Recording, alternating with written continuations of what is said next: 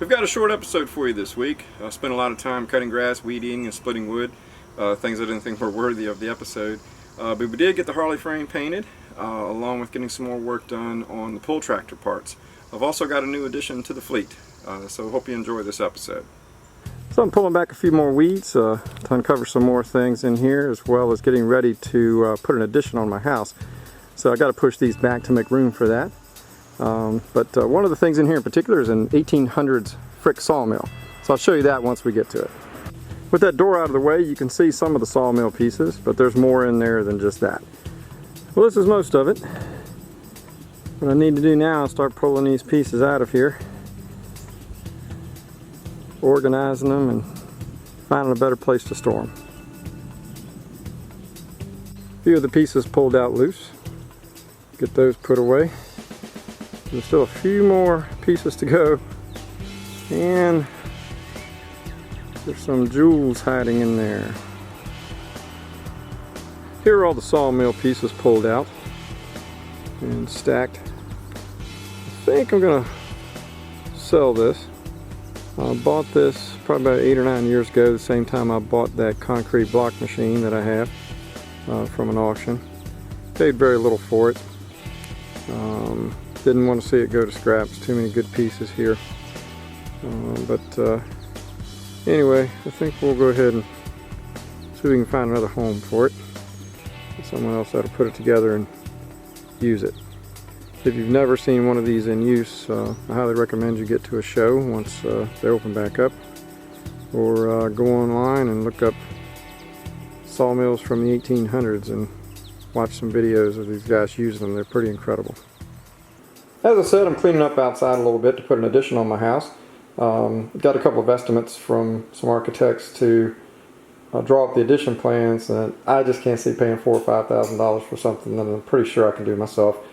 I've done a couple of plans for detached garages, so pretty sure I can handle this. I've already got the foundation drawings all done and set up to at least to the tongue and groove flooring. So I'll get the walls drawn up and get these things submitted. This is a 1945 Simplex Servi-Cycle I picked up in North Carolina a couple of days ago. It was actually advertised as something a little bit older, but when I got down there the price was fair enough, so I brought it back anyway. This is a motorcycle that was built from 1935 to 1960, and the only motorcycle that was ever manufactured in the southern part of the country in Louisiana. Not sure what I'm going to do with this one yet. It does need a couple of things, but they are available. This is a push start belt drive machine, and I'm kind of looking forward to getting this thing running and taking it for a spin.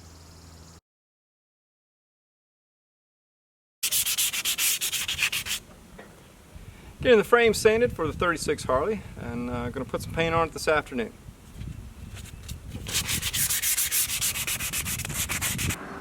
Frame is sanded and cleaned, hanging up, ready for primer and paint. We're going to get this done now and see how it turns out. There it is, painted black, looking good. Perfect timing on finishing it, as the head gasket just blew on my air compressor. So I'll be pulling that apart in the morning to fix it, like I don't have anything else to do. But we'll get this thing pulled out of here and get a better look at it tomorrow. Got the Harley frame painted, it's dried and out of the booth. Sitting here on this board for now. I'm going to throw a cover on it to keep the dust off, and then I've got to figure out where I'm going to build this machine. I'm going to pull the head off this compressor and see what's going on there. So the first thing we're going to do is take our lines off here. Then we'll undo the head and see what we have. Alright, so here's our cylinder head off. You can see where the gasket blew out right there. It's completely out of it. But the compressor itself looks real good.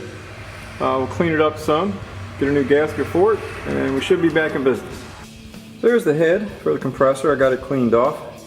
See our reed valves here. That allows air to go through one way and then shuts when there's pressure on it. So similar to a two-stroke carburetor.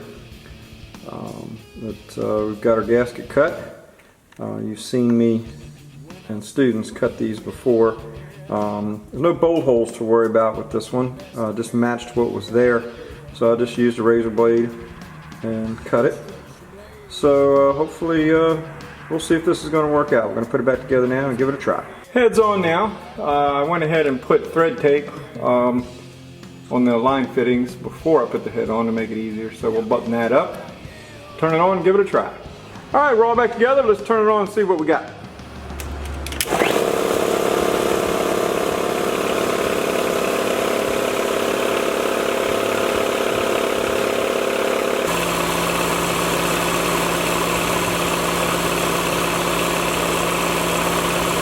Compressor just cut off, built up to 120 pounds. Looks like we're back in business. The pull tractor fenders are ready to prime. I've got the stainless steel pieces taped off. This is the underside, so I'm going to put one heavy coat of primer on these because these are going to get undercoated basically in the color of the tractor. Then the outside portion where we did the body filler and the body work, we'll prime those next. Let them sit tonight and should be able to dry block them tomorrow, fix any low spots, and then these will be about ready to wet sand and paint. Now that the fenders are primed, we're going to put on our guide coat and then start blocking with 220.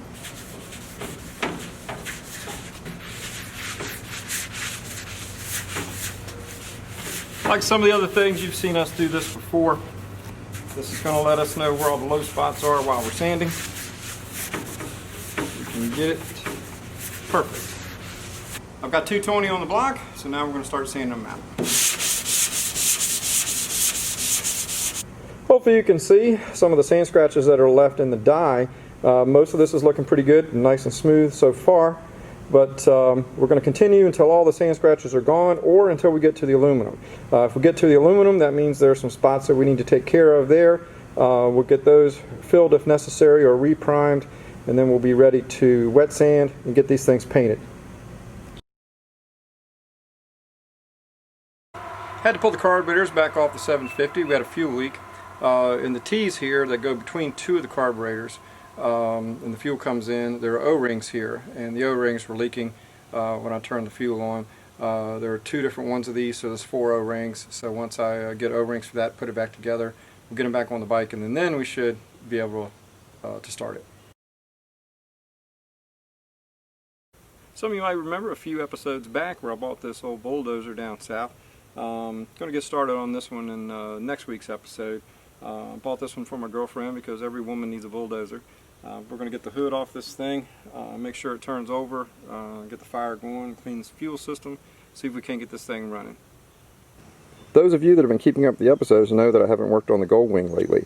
One of the carburetors had a puck missing out of it, and I'm glad I waited because last week I picked up this entire engine and carburetor assembly up in Maryland, and I'm going to be able to take a couple of the parts that are necessary for mine and put it into the Goldwing. So again, I'm glad I waited, and it actually worked out better for me. Next time on Bulldog Builds, we'll have more of the pull tractor fenders done. We'll check out that Springer front end and maybe get some paint on it. And I'll get back to work on my Honda Goldwing. See you next week.